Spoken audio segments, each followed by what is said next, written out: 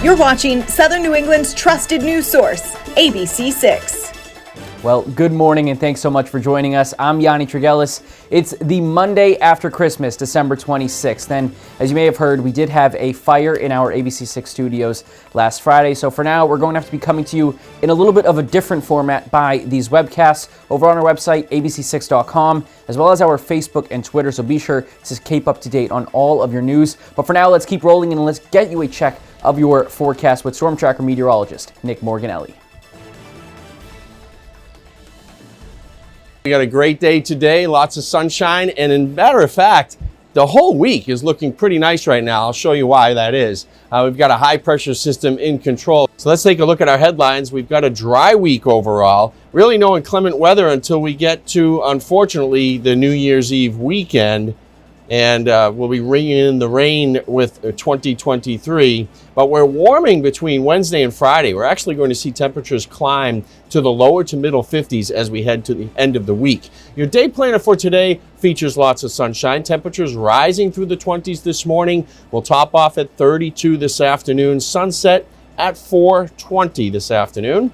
And let's take a look at our satellite and radar. Now it's clear over us right now. We do have a high pressure system that's in place over New England. You see that little spin though running from North Dakota down into Nebraska and sliding into St. Louis. There's a little bit of snow there. There's actually a little upper level disturbance that's going to swing our way. It's going to move through the Midwest and slide towards New England.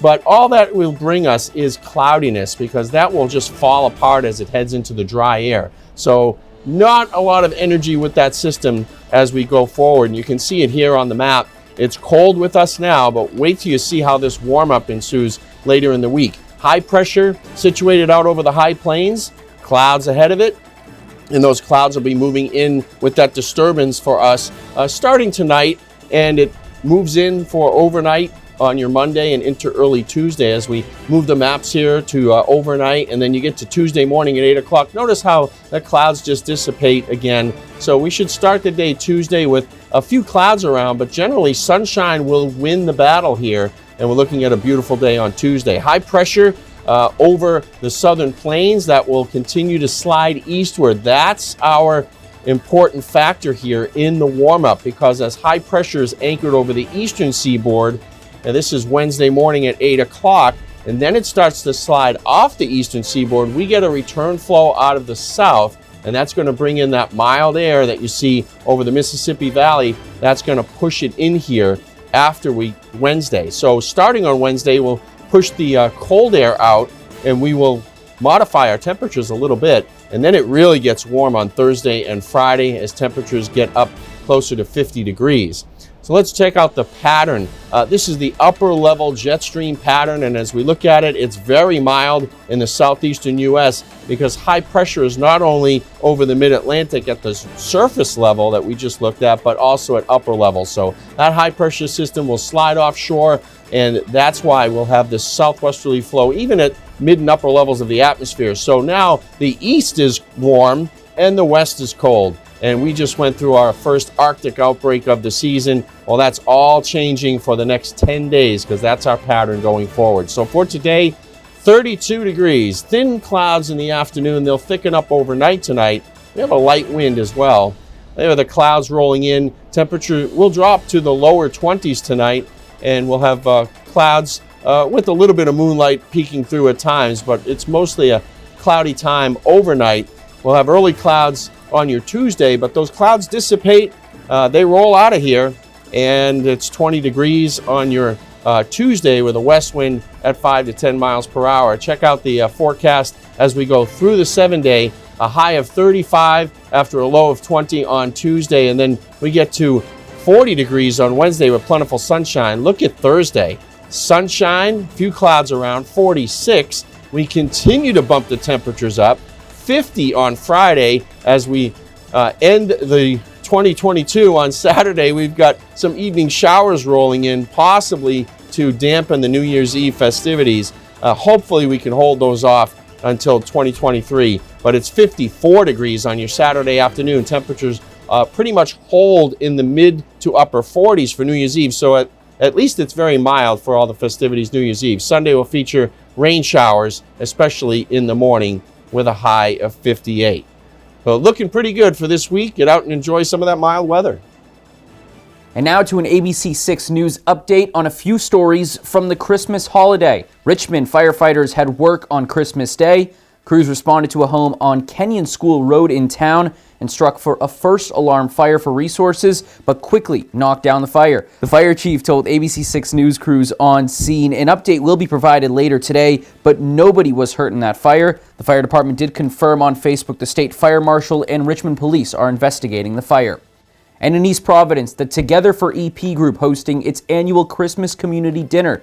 This was the 7th year for the event, and anyone who would otherwise be alone on Christmas is invited to join for food, toys, haircuts, and everything in between.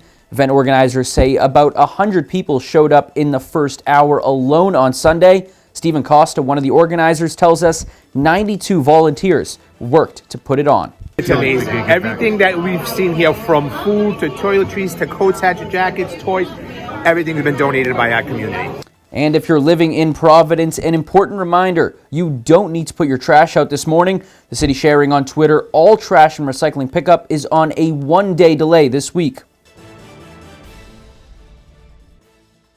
And a winter storm that's impacted much of the country, causing dozens of deaths, many of those in New York. ABC News' Justin Finch has the details on the damage it's causing. A tragic holiday weekend for dozens of families now planning funerals after winter storms nationwide left at least 39 people dead. There is substantial, significant, and devastating loss of life as a result of this winter storm. Storm-related incidents now blamed for at least 17 deaths in New York State, 10 from the city of Buffalo alone, and that toll is expected to rise. Authorities report multiple people found dead in or near their cars. We know there are people who've been stuck in cars for more than 2 days, and there are people in homes that are below freezing now temperatures. The storm also dropping nearly 4 feet of snow, with an extra 2 feet still possible in some areas. Buffalo's airport is closed until tomorrow, adding to the growing list of flight cancellations across the country. I don't have no choice. Okay. But I'm going to stay here until Monday. At the airport? At the airport. Thousands of passengers left stranded nationwide, some sleeping in airports. More than 2,800 flights canceled yesterday alone, and nearly 6,700 were delayed. And from coast to coast, treacherous road conditions. In Rockton, Illinois, several injured in this 8-vehicle crash. And in Ohio, a deadly multi-car pileup involving roughly 50 cars. This is a stark reminder of what can happen when you get behind the wheel and try to drive in bad weather conditions. And power outages left hundreds of thousands in the dark over the weekend. And Con Edison, the power supplier to New York City, thanked customers Sunday for reducing their energy consumption, saying the system has now stabilized. Justin Finch, ABC News, Washington. Well, again, thanks so much for joining us for this edition of Good Morning Providence on ABC 6. Be sure to head over to our website, abc6.com, as well as our Facebook and Twitter to stay up to date on all the latest out of Rhode Island and Bristol County, Mass. For now, have a great day. Thank you for watching ABC 6. For news and weather anytime, go to abc6.com or download the ABC 6 News app.